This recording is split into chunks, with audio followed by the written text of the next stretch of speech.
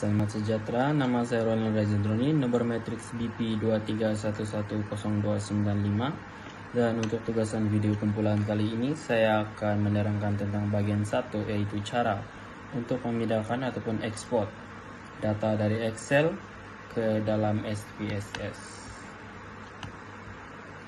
Jadi, first kita pergi ke folder dan tekan data kumpulan yang telah pun kita combine.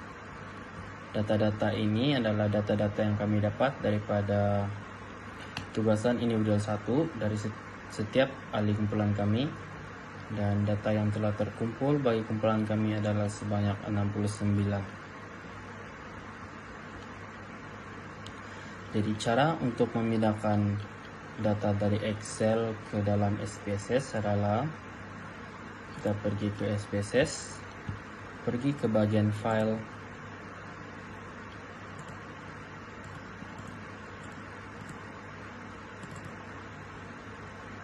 kita pergi ke files of type dan kita pilih kepada types of Excel, yaitu Excel.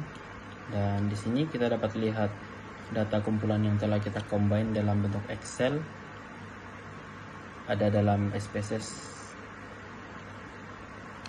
Kita open dan di sini kita dapat lihat data-data yang dari Excel. Sebelum kita tekan OK, kita perlu pastikan bahwa kita telah data yang ada mencukupi, lengkap, dan juga tidak ada yang hilang. Setelah itu kita boleh tekan OK.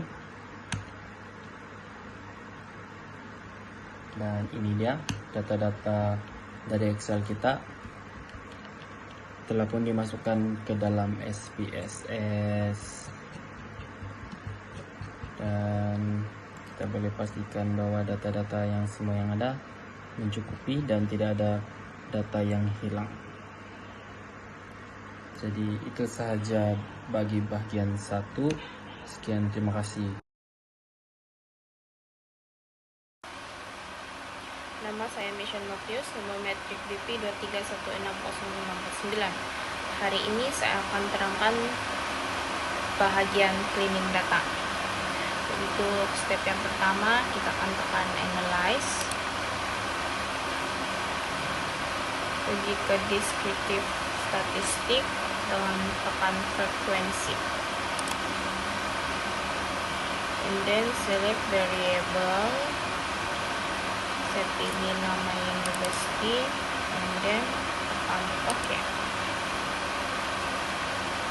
Ini adalah data frekuensi. Ada missing data, dan untuk ini ada data yang tidak sama dengan yang data yang lain, yaitu guna nama full. Jadi itu kita akan tukar untuk nampak seragam. Cara mau tukar, kita akan pergi data, select cases, and then tekan if condition is satisfied. Tekan ini kolomnya putih, and then double click variable yang kita mau tukar tadi, and then tekan sama dengan, jangan lupa simbol ini, and then type Indonesia, ini, and then tekan continue, tekan OK. Jadi di sini dia akan tunjukkan mana data view yang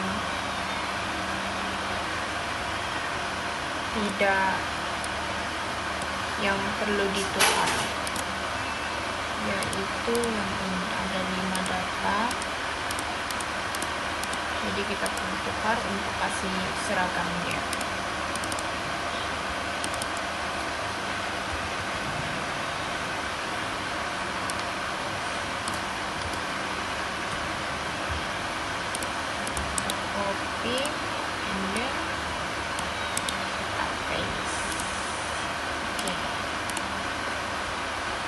sudah silakan.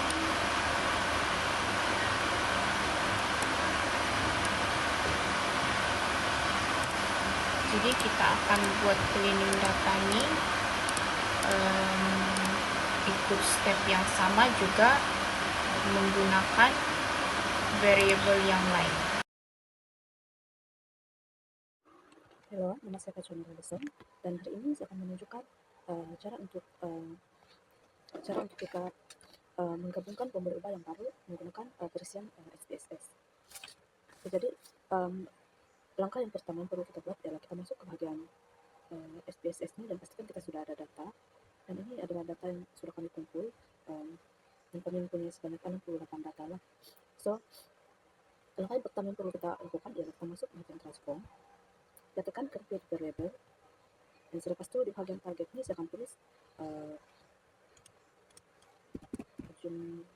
jumlah SWLS.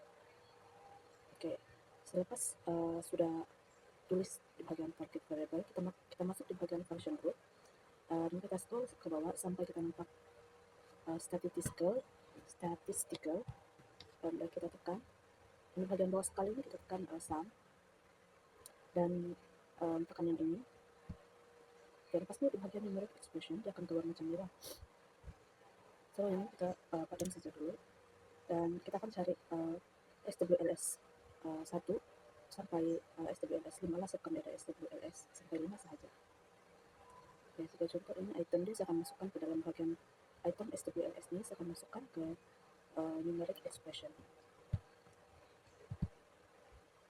Oke, SWLS 1, dan pastikan meletakkan setiap tanda koma selepas SWLS 1, SWLS 2, dan sampai akhir lah. SWLS 3,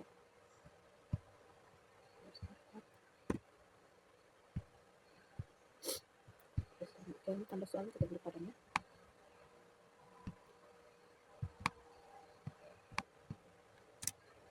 Oke, selepas kita sudah buat begini, kita tekan OK saja di sini. Dan selepas itu kita akan lepas sudah tekan OK, dia akan bawa kita di sini dia akan bawa kita kembali di bagian data view. Di sini kita boleh lihat SWLS yang sudah kita buat tadi itu di sini. Dan ini merupakan pemberi ubah yang sudah saya gabungkan tadi lah. Dan langkah ini perlu diulang untuk pemberi ubah yang lain juga. Oke, halo, nama saya Ina Binti Gusting, nomor metrik BP 23110215. Di video kali ini saya akan tunjuk cara untuk buat analisis statistik deskriptif. First kita buka kita punya SPSS terlebih dahulu, dan di sini kita dapat lihatlah data-data yang telah kita kumpul daripada ahli kumpulan yang lain daripada hasil kajian tugasan 1. Jadi first untuk buat analisis statistik deskriptif ini kita tekan analyze. And then kita pilih descriptive statistik dan kita tekan frequency.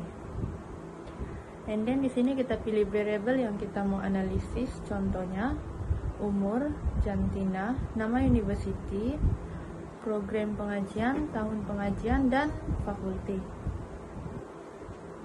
Selepas itu di bagian statistik nih kita pilih quartiles, mean, median, mode.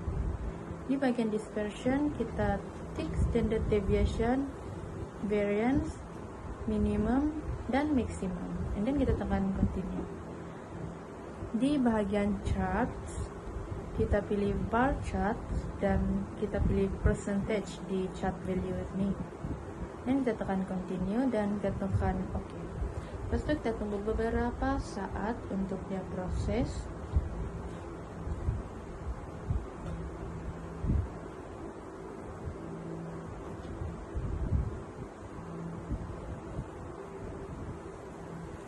Oke, di sini kita dapat lihatlah ini adalah tabel statistik dengan ada data mean, median, mode, standard deviation, dan variance, minimum dan maksimum.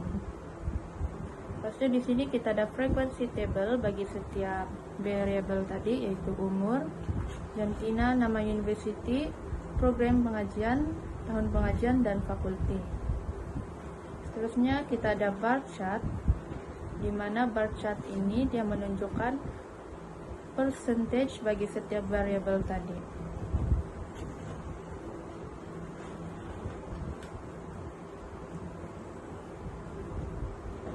Oke, seterusnya selain bar chart, kita juga boleh tengok chart yang lain. Kita just tekan analyze, and then descriptive statistic dan frekuensi. Oke, variables itu kita biarkan saja, dan kita just tekan chart nih dan pilih histogram.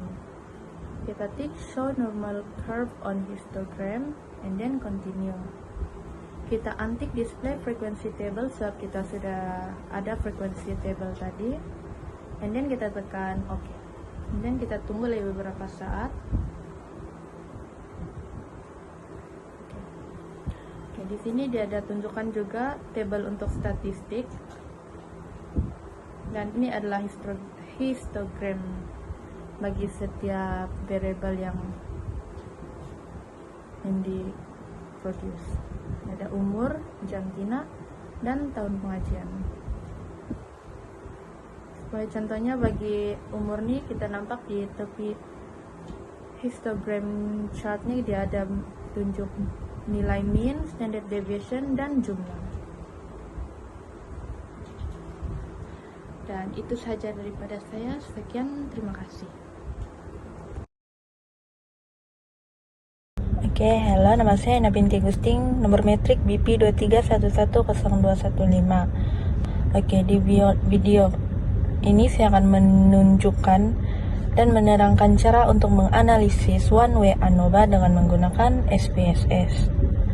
Oke, first of all kita buka kita punya SPSS, dan sini kita dapat lihatlah kita punya data-data yang telah dikumpul hasil daripada tugasan 1.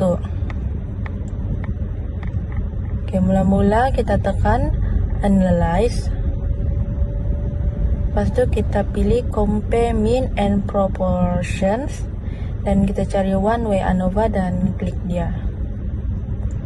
Oke, di sini kita akan letak IV dan DV kita. Sebenarnya di dependent list ini saya akan pilih total untuk SWLS. Manakala di bagian factor pula saya akan pilih tahun pengajian.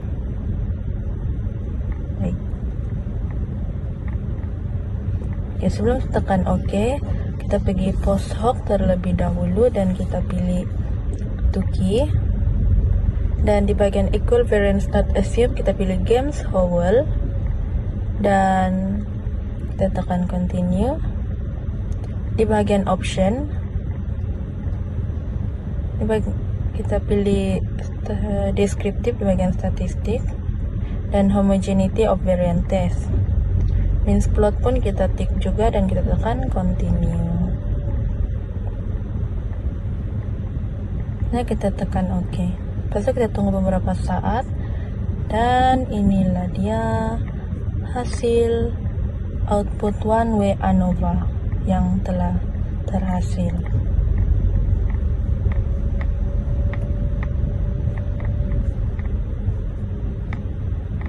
Contohnya di bagian descriptive ini kita boleh lihatlah tahun 1 nih dia ada 7 orang, tahun 2 ada 46 orang, tahun 3 ada 13 orang, dan tahun 4 ada 2 orang.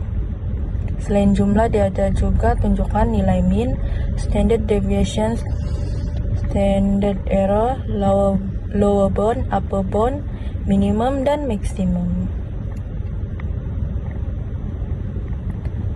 Di sini di bagian ANOVA dia ada tunjuk nilai sum of square, DF, mean square, F, dan significant. Dan ini adalah means plot yang terhasil. Dan saya rasa itu saja daripada saya. Sekian, terima kasih. Oke, Assalamualaikum warahmatullahi wabarakatuh. Nama saya Muhammad Effendi bin Zulkarnain, pemegang nomor matriks BP 23110494. Di hari ini saya akan terangkan 4 regresi mudah. Jadi pertama saya akan ajar tentang cara buat graf. Jadi kita akan pilih graf, lepas itu chart builder.